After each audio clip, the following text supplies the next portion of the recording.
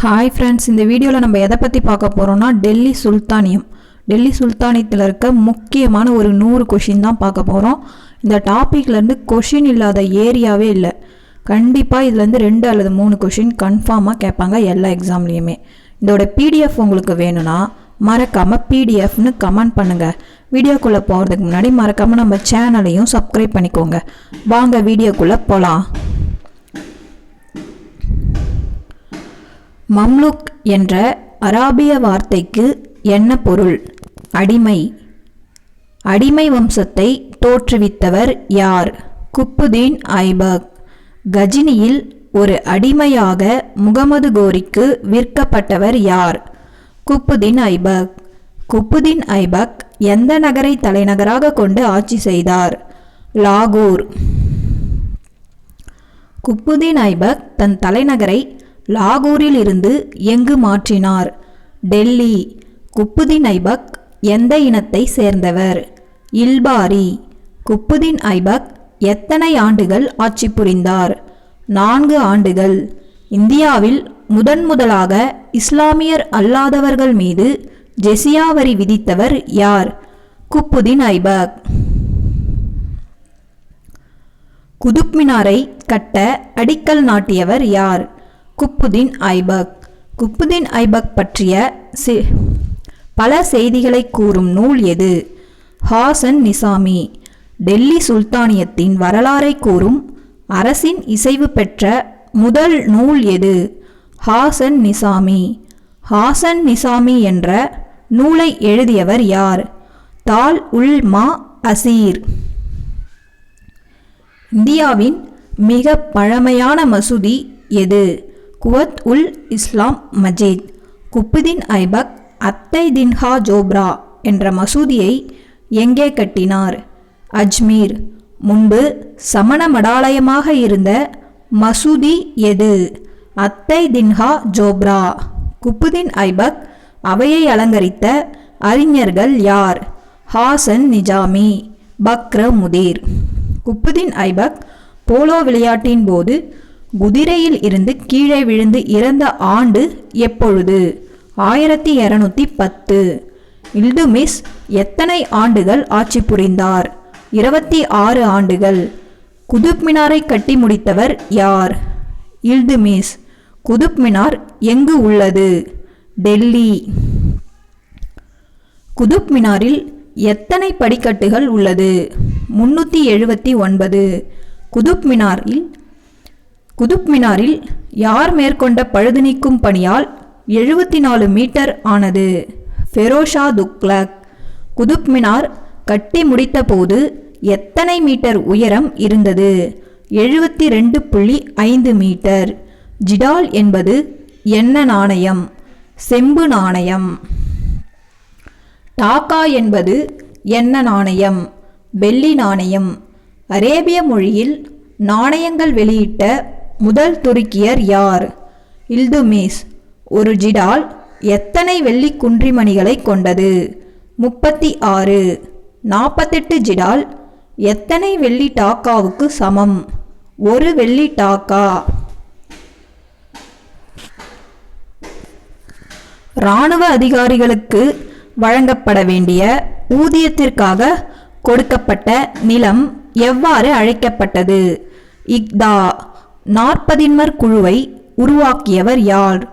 இல்துமிஸ். 40 குழு எத்தனை பேரை கொண்டு உருவாக்கப்பட்டது? 40 பேர். 40 குழுவின் மற்றொரு பெயர் என்ன? சகல்கானி. 40 குழு எதற்காக உருவாக்கப்பட்டது? மங்கோலிய தாக்குதலை எதிர்கொள்வதற்காக. செங்கிஸ்கானால் விரட்டப்பட்டவர் யார்? குவாரிஜம் ஷா ஜலாலுதீன். குவாரிஜம் ஷா ஜலாலுதீனுக்கு அடைக்கலம் கொடுக்க மறுத்தவர் யார்? இல்துமிஸ். சுல்தான் வரிசையில் வந்த முதல் பெண் யார்? ரசியா. ரசியா எத்தனை ஆண்டுகள் ஆட்சி செய்தார்? 3½ ஆண்டுகள். ஜலாலுதீன் யாகூத் எனும் எத்தியோப்பிய அடிமையை தனது தனி குதிரை லாய பணித்துறை தலைவராக நியமித்தவர் யார்? ரசியா. இபின் பாதூதா எந்த நாட்டு பயணி? மொராக்கோ. ரஷ்யாவுக்கு பின் எத்தனை சுல்தான்கள் ஆட்சி புரிந்தனர்? 3. அடிமை வம்சத்தின் சிறந்த அரசர் யார்? பால்மன். உலுக்கான் என அழைக்கப்பட்டவர் யார்? பால்மன். பால்மன் அறிமுகப்படுத்திய காலை தொட்டு முத்தமிடும் வணக்க முறையின் பெயர் என்ன? பைப்போஸ். பால்மன் உருவாக்கிய இராணுவ படையின் பெயர் என்ன? திவானி அர்ஸ். நாற்பதின்மர் குழுவை ஒழித்தவர் யார்? பால்மன். பால்மனின் அவையை அலங்கரித்த அறிஞர்கள் யார்? அமீர் குஸ்ரு, அமீர் ஹாசன். கில்ஜி வம்சத்தை தோற்றுவித்தவர் யார்? ஜலாலுதீன் கில்ஜி. கைகுபாத்தின் பெயரால் ஆட்சி அமைத்தவர் யார்? ஜலாலுதீன் கில்ஜி. ஜலாலுதீன் கில்ஜி எத்தனை ஆண்டுகள் ஆட்சி புரிந்தார்? 6 ஆண்டுகள். ஜலாலுதீன் கில்ஜியை காராவின் பொறுப்பு ஆளுநராக நியமித்தவர் யார்? ஜலாலுதீன் கில்ஜி. அலாவுதீன் கில்ஜியை படைத்தளபதி யார்? மாலிக் கபூர். சிரி என்ற கோட்டையை உருவாக்கியவர் யார்? அலாவுதீன் கில்ஜி. தன்னை கடவுளின் பிரதிநிதியாக கருதியவர் யார்? அலாவுதீன் கில்ஜி. குதிரைக்கு சூடு போடும் முறையை கொண்டு வந்தவர் யார்? அலாவுதீன் கில்ஜி. சித்தூர் சூறையாடல் நடைபெற்ற ஆண்டு 1303. வேளாண் நிலங்களுக்கு நிரந்தர வரி விதித்தவர் யார்? அலாவுதீன் கில்ஜி. தனது படை வீரர்களுக்கு கொள்ளையில் பங்கு தராமல் பணமாக ஊதியம் வழங்கிய முதல் சுல்தான் யார்? அலாவுதீன் கில்ஜி. துக்ளக் வம்சத்தை தோற்றுவித்தவர் யார்? கியாசுதீன் துக்ளக். கியாசுதீன் துக்ளக்கின் இயற்பெயர் என்ன? காசி மாலிக். டெல்லி அருகே துக்லாபாத் எனும் புதிய நகரை உருவாக்க அடிக்கல் நாட்டியவர் யார்? கியாசுதீன் துக்ளக். முகமது பின் துக்ளக்கின் இயற்பெயர் என்ன? ஜீனாகான். டெல்லியில் இருந்து தன் தலைநகரை நாட்டின் மையப்பகுதியான தேவகிரிக்கு மாற்றியவர் யார்? முகமது பின் துக்ளக். தேவகிரியின் பெயரை தௌலதாபாத் என மாற்றியவர் யார்? முகமது பின் துக்ளக். வெண்கல நாணயங்களை போலியாக அடிப்பது எளிதாக இருந்தது யாருடைய காலத்தில்? முகமது பின் துக்ளக். திவானி இ அமீர் கோசி எனும் வேளாண்மையை விரிவாக்கும் திட்டத்தை கொண்டு வந்தவர் யார்? முகமது பின் துக்ளக். மதுரை தனி சுல்தானியமாக ஆனது எப்பொழுது? 1334. வங்காளம் சுதந்திர அரசானது எப்பொழுது? 1346. ஃபெரோஸ் துக்ளக் ஆதரித்த அறிஞர் யார்? ஜியாவுதீன் பரணி. ஃபெரோஸ் துக்ளக்கின் உல்லாச விடுதியின் பெயர் என்ன? அவுஸ்காஸ்.